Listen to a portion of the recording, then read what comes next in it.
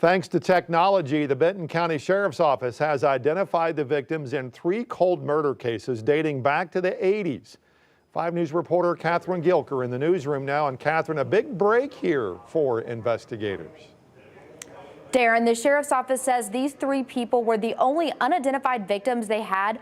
All 3 were murdered in the 80s and 90s. Over the last few months, the Sheriff's Office has been able to give their loved ones at least some sense of closure.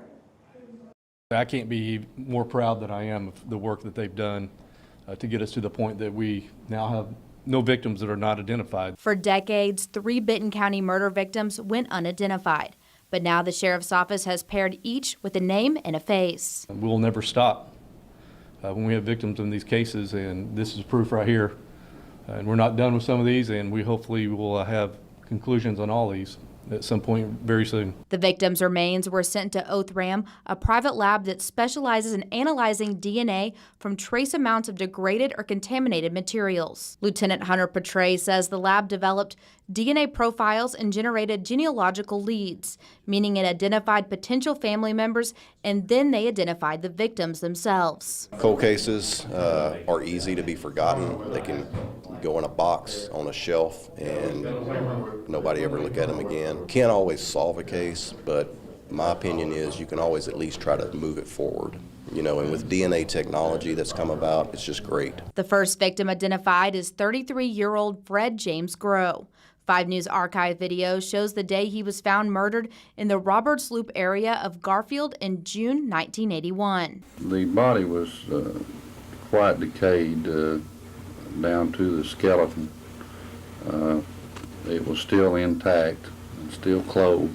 Grow's body was exhumed from an unmarked grave in 2019 and sent to the state crime lab, where they only developed a partial DNA profile. In July of this year, Othram discovered a possible identity, leading investigators to a relative who identified Grow after 41 years. 28-year-old Donna Sue Nelton's remains were found in Maysville in May of 1990. She had been shot and burned. Facial reconstruction couldn't be done because of extensive damage. Her remains were sent to Othram last April, and in August, the lab identified a relative who told investigators she had been missing since 1989.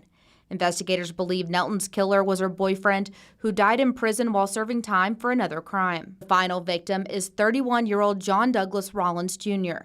Here's an interview with the late Sheriff Andy Lee when his body was discovered in October 1996. The fishermen discovered what appeared to be a body floating, and when we got up on shore, they determined it was that of human remains. Benton County Prosecutor Nathan Smith says there is no statute of limitations on murder. Generally, the longer a case goes, the more difficult it becomes for the state to charge it, but that's not to say that it couldn't be, right? If we had, evidence that came out today, we'd pursue it like any other case.